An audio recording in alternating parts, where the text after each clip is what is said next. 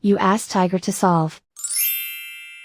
This deals with linear equations with one unknown. The final result is x equals 16/5. Let's solve it step by step. Simplify the expression.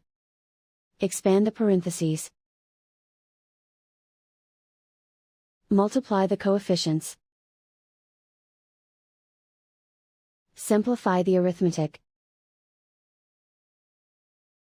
Group all x terms on the left side of the equation. Subtract x from both sides. Group like terms. Simplify the arithmetic.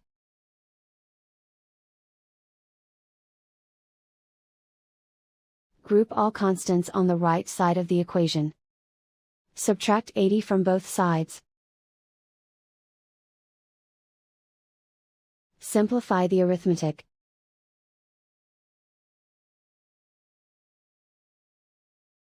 Isolate the x. Divide both sides by -25. Cancel out the negatives. Simplify the fraction. Cancel out the negatives. Find the greatest common factor of the numerator and denominator. Factor out and cancel the greatest common factor.